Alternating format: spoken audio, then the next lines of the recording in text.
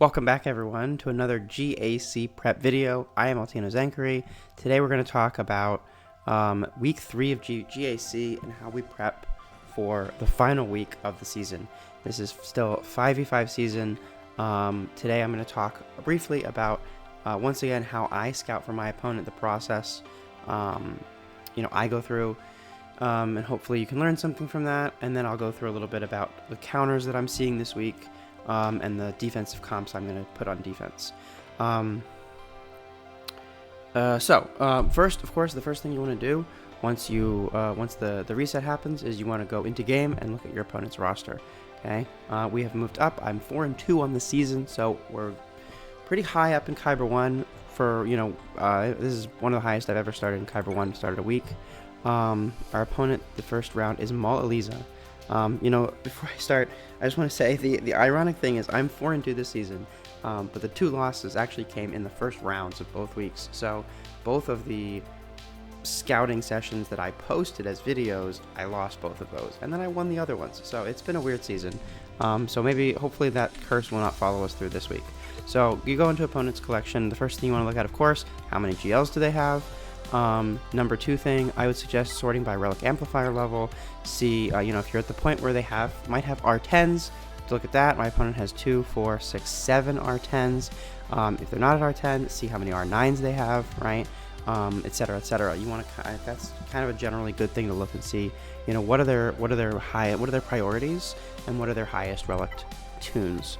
The next thing when you go back to power is flip it upside down. Look at the bottom of the roster. Ooh, look, R1. That's nice. My last opponent had only R7, so ooh boy, we're making it easier on ourselves. Only 15 million. This might be the smallest roster I've had to fight this season, which is scary. If you're at a point where not everybody has ships, go check the ships. Flip that roster upside down. Look at how many capital ships they have. My opponent has, of course, every capital ship, as does everyone I fight in Kyber 1, but, if you're at a point where that might matter, that's a good thing to know. I would say, again, if you're at a point where you're lower in the leagues, and they don't have all the capital ships, look at what capital ships they do have. Go into, like, for example, the bounty hunters, like for the executor. Look and see what relic levels they have them at. For me, that doesn't really matter, but if you're a lower account, and you're trying to do maybe an off-meta counter, or you are trying to do some different kinds of things, you can see my opponent has relic 7 and relic 8 and above on everything. Maybe you might have only relic 5 Dengar, or, a lower gear BAM. Check on those things in ships. And finally, of course, Datacrons. See how many Datacrons they have. My opponent has a lot of Datacrons, a lot of great Datacrons. Almost all of the focus Datacrons from the orange set. Missing the Stormtrooper Luke one, that's fine. And a few of the ones, couple of Bad Batch Crons from the new set, and this Moff Gideon Cron, which we'll see if that comes into play. Ooh, look, he bought. This was. I don't think these were here when I first scouted him. Right after lock, he bought the new Focus Datacrons. Hasn't leveled them up yet, of course. So he is a spender, not a crazy spender. You can look at their arrow tunes. Doesn't really matter, but it can give you a sense of their spending habits. So the next thing, of course, you want to go to dustwillgo.gg. Okay, go to your GAC bracket. Find your opponent, compare to them, and if you have any of the bots in Discord, if you pay for Hotbot, stuff like that, you can do this through Hotbot and Discord. That's always helpful. But I like to look at, of course, they have almost all the Zetas. 444, I believe, is the max. My opponent only has 440, so they're missing a couple Zetas. Interesting. They do have more Omicrons than me. They have a lot more relics than me, of course. They have 7 R10s to my 2, 64 R9s to my 18. Okay, so you can check that out. I would check out the mods a little bit. My mod score is getting better. But of course, all my opponents, of course, have better mods than me. And Datacrons, you can see this guy has, holy crap, that's a lot of rerolls. Oh my god, look at this guy. Hopefully I don't have to fight this guy. Jesus. I think he was in my bracket last week too. Some of these people have a lot of rerolls. Actually, I have the fewest rerolls, which is new for me. These numbers are going to go way down next season, of course. So you can look at how many GLs. Again, if you're at a point where not everybody has everything, this is much more useful. For me, everybody has everything, and so it's not really that useful. These speeds used to be a lot more useful. Speed used to be so much more important than it is these days. But you can still look, you know, it can still be helpful to check out all the speeds. They really need to, oh, this guy doesn't even have bow mod fully modded. That's weird. You know, there's so many things in here now. This used to be a lot shorter of a list. I think they need to clean this up. Like, who really cares? Like, I don't know. Aiden? Do we really need to know what Aiden's relic is? Or her mods? No. Adrad? Not as important anymore. Dash? Yeah, these are old. Some of these are old. And again, you can look at the ships. You can look at who's fastest. You can see his fastest character is Maz. My second fastest character, my cat. He must not have a very fast cat. Not that really matters anymore. It used to be really important. So this next thing I like to do is go look at their guild. Okay, my opponent is in a very big guild. They're getting, as they can see from their description, they're getting max crate in Order 66. They are getting a lot of stars in territory battles, but they are not very good at territory wars. Why is this important? Because this is the guild PvP mode. And so people who are in guilds that really care about TW sometimes tend to have, you can see they've lost to Vanguards of Desadder, of course, one of the top guilds in the game, but they are fighting. They are in the point where they are fighting. They are in the gauntlet or near the gauntlet because they are fighting. These are all gauntlet guilds here. These are top TW guilds, but they keep losing to them. So I don't know any of these guilds. So you can see they don't do very well in. They lost to Old Dirty Blasters, and I know that's Zareth's guild. I know. And Old Dirty Blasters, I know from what Zareth has said in his videos, is not really a big TW guild. So this is not a TW guild, which tells me that they, you know, because guilds that care a lot about TW tend to have different kinds of counters, tend to be some a little bit smarter sometimes in their counters, and maybe guilds that aren't. That doesn't mean the player is bad, of course, but you know, sometimes they don't have access to the same kinds of levels of counters that the people in those top TW guilds have. So my opponent here was with their Lisa, which is a dumb name, means they never change their name, is way down here. Okay, kind of a mid-tier, not an officer. So let's take a look at their GAC. And you can see they're also 4-2 this season. They started about the same place I did. Maybe somewhere similar. So we can look. So the first thing I like to look at the most recent match, and look at the defense. So this one, I looked at this a little earlier, and I can tell you, they started off. Their opponent could not clear Stranger. They threw JMK. They threw Dark Trooper Moff Gideon. They threw Super People Leader Kylo. They threw Gungans, I guess, and then they went back. They struggled with the EP Vader team, and then they tried Queen Amidala, which is what I'm gonna do. But only R7. I have my POW up to R9 now, so fingers crossed that works, because that's basically what I'm relying on here. And so they tried. You can see that they put 7 attempts into this Stranger team, could not get it to clear. So they don't. This does not tell us what's in the back zone because they never got to the back zone. So we'll look at one round before, and again, I like to go through. I like to look at all the teams. You know, I'll go through all this team specifically in a minute, but just kind of to give you a general idea of my process, right? I want to look at all the teams that they had placed. Then what I do is I want to compare those, right? The thing about that makes week 3 different is we can do a little bit more comparison of of other rounds, right? Because one thing you want to look at is my opponent changing their defense, right? Is the defense changing over time, or is it staying the same? So for example, I can see on the bottom front zone, my opponent put in round 2 of last week, they put Stranger, they put Stranger, they put Boba Jabba, they put Glat, and they put this Sign of Django team with Asajj. In round 3, they had Stranger, Hondo, so they did change it up. They did change that. And in round 2, because round 2, Hondo was here somewhere. Whoops, Hondo was in the back, right? Hondo was in the back round 2. They moved Hondo to the front. Where is it? Am I looking at the right thing? Or was I looking at the wrong thing? Oh no, sorry. I was looking at my opponent, my opponent's attacking. Whoops. Sorry. Stranger. What else? Did they attack anything else down there? Did they just attack Stranger? They didn't even attack anything else. They didn't even look past Stranger. So let's look at the top zone. Top zone, they had Riva with Barris, new Barris. They had top zone. They had EP with Darth Vader Duel's End. They had Saw, and they had Jedi Master Mace. And then in round 3, they had Riva, Jedi Master Mace, EP, and Saw. So it's the same teams. So I'm going to assume that the defense did not change. Now we can also, what I also like to do is I like to go back to look at week 1, especially round 3 of week 1, because round 1 people tend to be kind of experimenting. Round 2 is a little also kind of experimental. Usually by round 3 of week 1, people have kind of figured out what they like on defense. So let's take a look at their week 3 defense. So you can see in this is week 1. We're on the right thing now. My opponent's defenses, they did have Hondo in the front wall. They had Rey on the front wall. Both of these teams are now week 2 at least, we're in the back zone. They had Jabba, and they had Ahsoka.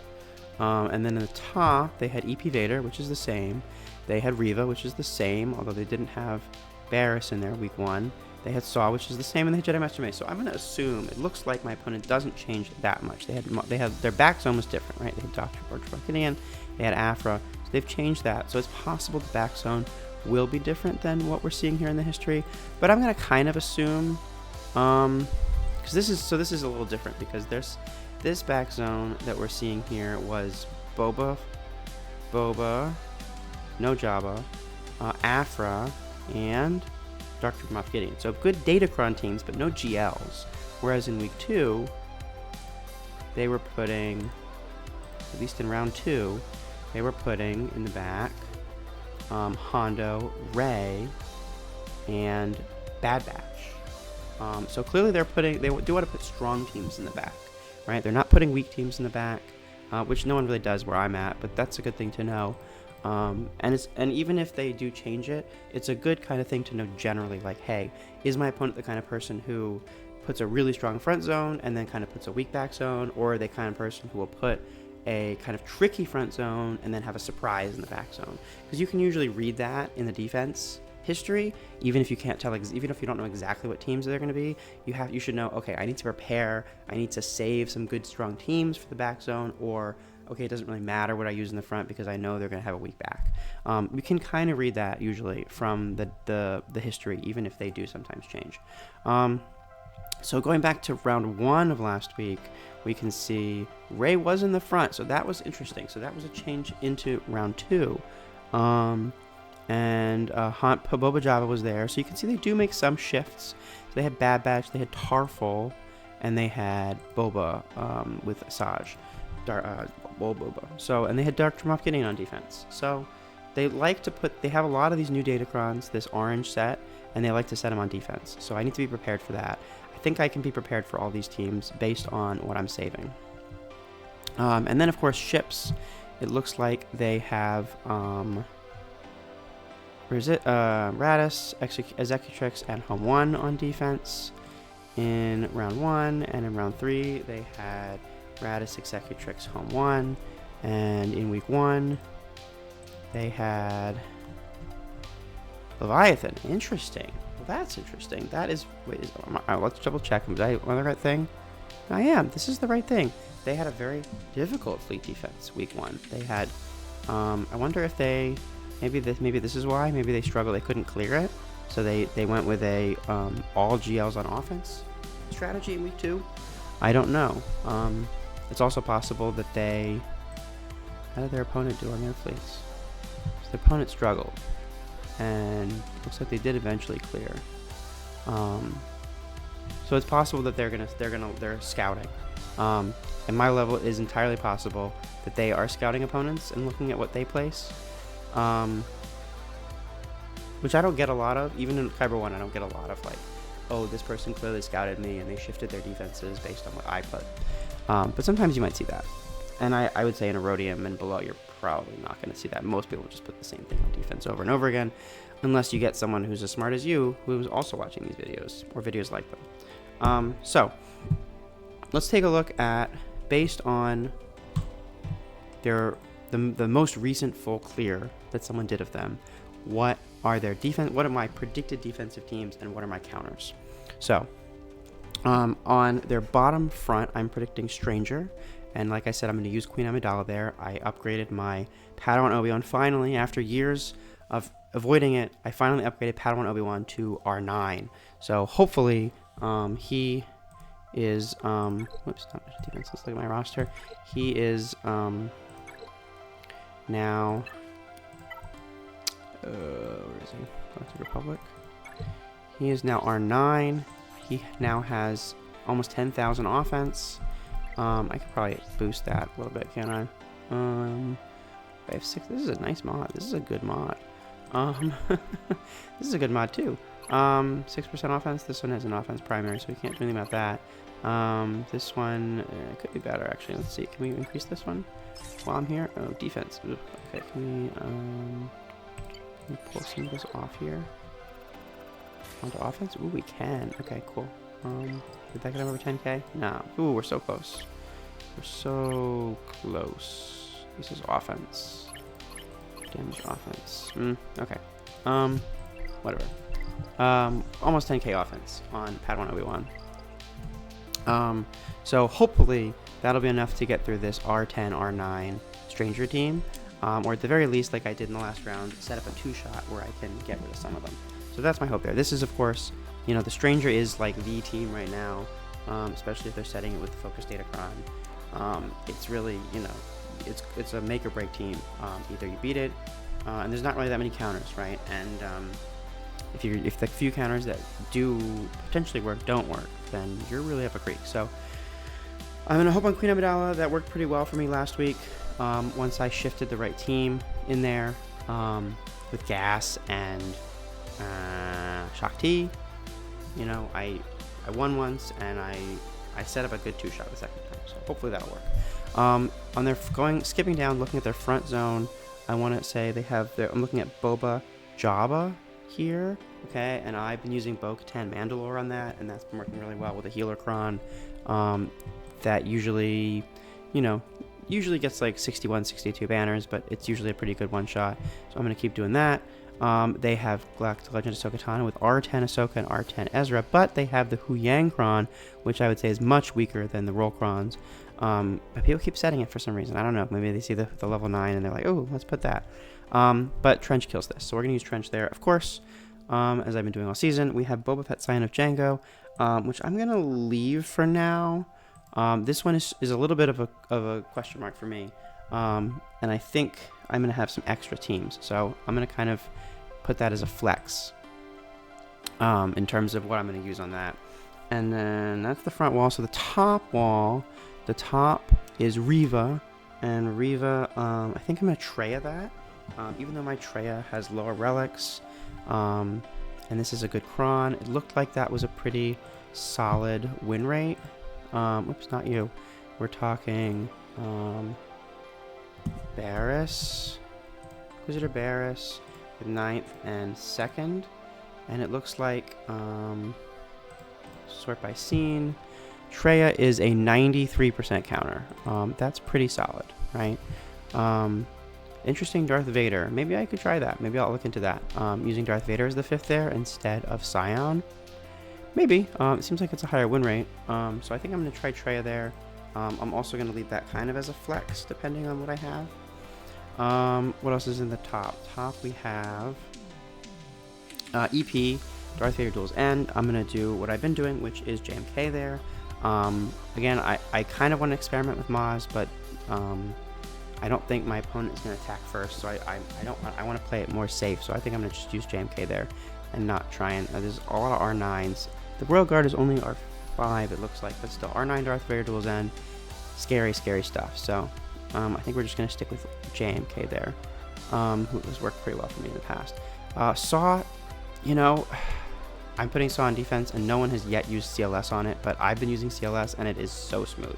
With an attacker crime with 25% turn meter, they just mow down the Saw team. Up there, we also have Jedi Master Mace, I'm not sure what I'm going to do there yet. That's also, I'm going to put that on the flex category in terms of thinking about what I want to do. And then in the back, we have Pyro King Hondo, we have Ray, and we have Bad Batch. So I'm going to use Seer Malicos on the Hondo, SLKR here, and I might swap these out. These two teams are, it's either SLKR or Seer, and kind of on how I'm feeling in the moment. Looking at the data tomorrow as I'm preparing to attack, I'll kind of make a decision, but I know I have those two teams for these two teams. And then in the back there's Bad Batch, and JML still takes that out pretty good, so I'm going to use JML there. So that leaves me with teams that I have left after that. You can get a sneak peek. I'll go over my defense a little bit more in a second, but teams I have left after that, I still have Leia. Okay, I still have Malgus, Balin, Bane, and Maz. That's about it.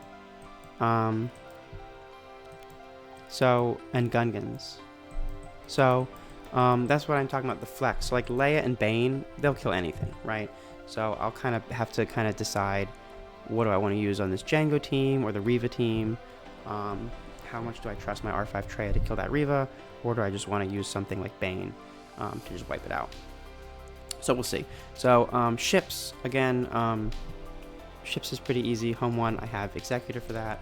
I'm going to put my Profundity back on defense to try and mess with their potentially really strong offense. The last thing I want to look at in .gg is their attack times. So you can see at round 1, they attack at 3 a.m. here, but something I noticed, because I looked at this and I said, okay, they attack at 3 a.m. here, they attack at 12 p.m. here, they attack at 6 a.m. here. There's not really any pattern. The only pattern is they always attack second, right? So that's another thing to look at. If the times are consistent across weeks, across rounds, like I can look at this round 1, and you can see they attacked at 1 p.m., which is a completely different time than 3 a.m. But what's the consistency is that their opponent attacked first. So some people will always be the second to attack, and you can see sometimes they will just wait like an hour or two after their opponent attacks, and then they will attack. So here's 2 p.m. and here's 8 p.m. So this is the only one where they attack first. So it seems like maybe if their opponent doesn't attack by around 2 p.m. GMT, UTC, they'll attack, because this last opponent attacked way late, right? That's like almost right before the end of the phase, so maybe they can't wait that long. Here they did attack, they waited until 5:40, so but you can see that was when their opponent attacks like at the end, maybe they'll attack first. Other than that, they almost always attack second, which is fine. I'll attack first, don't care. I've done it before, and I've won matches before like that. So that's the last thing I want to look in .gg. The last thing to do, of course, is go back into the game and look at my defenses. So I changed up my defenses a little bit from last week. I'm gonna move Lord Vader up to the front. I saw that my opponent had in week 1 attacked Lord Vader with SLKR here. They had done that. They didn't attack. I don't think they had faced a Lord Vader in week 2. They used Lord Vader on offense. They don't put Lord Vader on defense, which is why my Bane is free. No, they didn't face a single Lord Vader. Oh no, they did. They faced Lord Vader, and they use SLKR on Lord Vader. Okay, and they use Seer on Pyro King Hondo. So my goal here is to draw out Seer on this team and SLKR on this team. And what do we have in the back? We have Rey with Barriss. And there's not a ton of counters to that outside of those two teams. So that's kind of my hope, is to kind of make them think a little bit.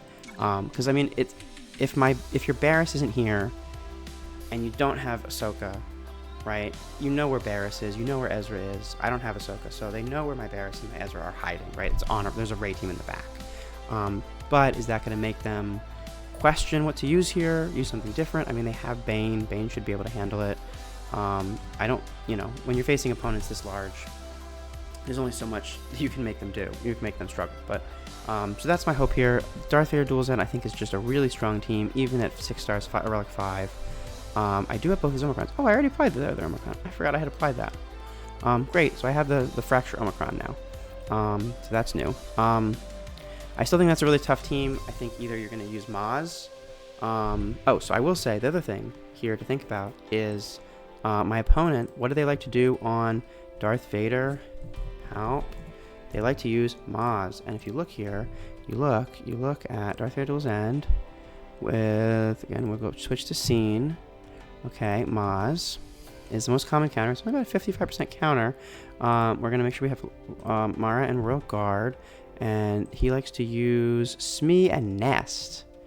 I don't know if we can sort by Nest. What does he take out?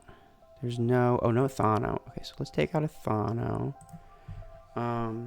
Nest. Oh, Nest. Actually, Nest is... This is interesting. Nest is a much higher win rate. With, Maz kicks... No, I want Smee. Oh, interesting. Nest. And, I mean, if you watch my video from round 3, you'll see Nest on the Maz team really messed me up.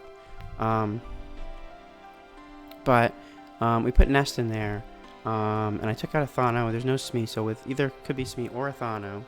Let's put Smee in there. This is the team he uses.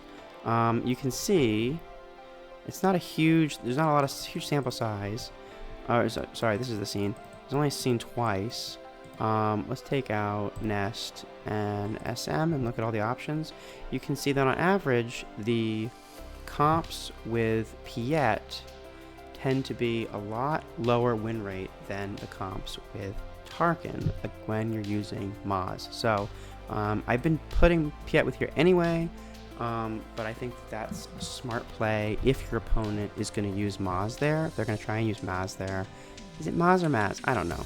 It's been a while since I've seen The Force Awakens, but if they're trying to use that Maz team, the pirate team, on your Darth Vader Duel's End, Piet is a potential problem for that team. So I like to put Piet there. Did my opponent struggle with that last week? GAC. I feel like they... No, this guy used R10 Lord Vader. Sure. That'll do it. This guy used DTMG. And this guy used Afra and lost. So I did get a hold last week against Afra. So for what it's worth, with this team, Lord Vader and Hondo are there to kind of draw out the Seer and this SOKR. Stranger, so I did actually. This is intentional. I had it last week too. I didn't change it, but it is based on, again, looking at what they like to do. This is something I like to do. Is I like to check what do they like to do. They like to use Lord Vader. Okay, let's see. Using Lord Vader with Maul and Stranger and our Starkiller, and we're gonna, of course, all the clones. What are the comps that have the lowest win rates here? Okay, look, Barriss and Cal, obviously that's probably the best comp, but this comp here also has a pretty low win rate. This is Visas and Uba GK. GK has a lower win rate here, about 8% lower on average than the Barriss Visas comp. Now, of course, we can't see Datacrons in here, but I'll tell you, I did look at it in Insights, and it's similar results. So I'm gonna leave GK here. I think he kind of potentially messes with some stuff, makes it a little bit more difficult. In the back, I have my Rey, like I said. I have Boba Java. I had Jabba lead here with Support Cron, but this opponent does not have their own Boba, or they did actually in one point in the season have their Boba Fett focus Datacron here on defense, but they didn't do it last week, so I'm assuming that they have that for offense, and so I don't want that. The Jabba lead dies real easy to the Boba Fett focus Datacron, so this is a little bit better, I think, of a defensive comp. It does die to Bo-Katan, but that's a little bit sketchier and could be worse banners, so I'm gonna leave that here. And they don't have Jabba on defense at all last week. They didn't put Jabba on defense at all. Last week, let's see, round 1, did they put Jabba on defense? No Jabba on defense at all last week, so I'm going to assume no Jabba, so I don't need my own Boba. And then Reva, this comp has gotten me a couple holds with the Barriss. I still like 7th Sister here over 2nd Sister. 2nd Sister does get this Datacron bonus, which would be giving her some extra offense and recovering when she defeats an enemy. But I still like 7th Sister there. I think, I don't know, did my opponent attack any Reapers last week? What would we call Reaper Bellinger? Third? He did attack. He used Bane. Okay, well, no, there's no Reva comp that's gonna stop Bane. Okay, I don't think there's a single Reva comp in the world that can stop Bane. No. No, Bane is a 99% counter plus on basically everything. Actually, this is interesting. Hold on. Let's pull up 9th. Barris. So interesting. It actually is lower against with 2nd Sister in there than with 7th Sister. That's interesting. So let's see. What is the most common comp here? Is, I guess, Dooku. So actually, Dooku is a lower win rate. That's interesting. If we take out, let's just take out everything. Make sure Grand Inquisitor is in there, 'cause he's definitely got to be in there. So actually, this is a lower win rate here with all 3 of the Datacron characters, and interesting. So maybe I will put out 7th Sister. I'll have to look into that more. Now that I say that. So my top zone has not changed. I have Saw here again. I kind of want to change this, but I don't really care that much. It's not that good of a team, but this is kind of my throwaway wall. Great Mothers has gotten me a hold or two this season. Marin and Zombie are there to stop Malgus from being able to kill this team, so you do have to use something. Last week, my opponents used so you see, I got a hold here. They tried Malgus, did not work. They had to use Queen Amidala, okay, which is a much more expensive counter. Round 2, they used JMK, and round 3, they used JMK again. So if they want to use JMK, that is a trade-off I'm very willing to take. So the goal here is that it basically forces them to use a stronger team, either a Queen Amidala level A tier team or a Geo. Could I put that in the back? I guess.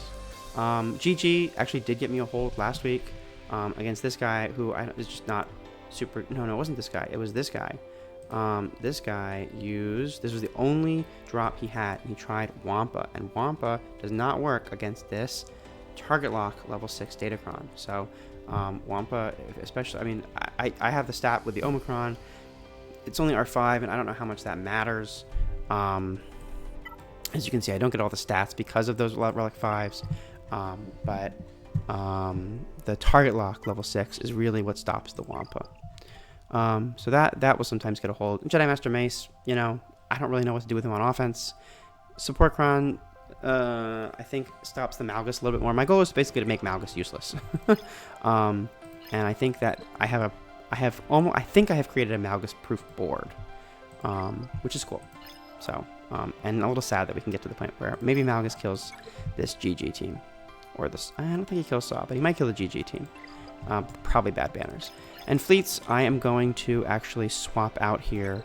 I'm going to put my Profundity back on defense, because if he's going to have all his GL fleets on offense, I want to make him squirm a little bit. Not you. Never put Biggs in reinforcements. We're going to put Phantom in there. And I'm going to put... we're going to put TIE Bomber in here to make the mirror a little bit more difficult, because I assume he's going to mirror this. He's probably going to mirror this, and Executor this if he has all 3 GL fleets. And so I want to make that as uncomfortable as possible. You could move the TIE Bomber up here. That does make the mirror a little bit more annoying for the Profundity, but I really want to make sure that Scimitar comes out, because it can drop the mirror down to 70 banners potentially, and take a few banners, shave a few banners off. So that's my defensive plan. Feel free to reach out in the comments if you have questions, or if you would like some advice on what to plan for any of the rounds this week. So thank you for watching.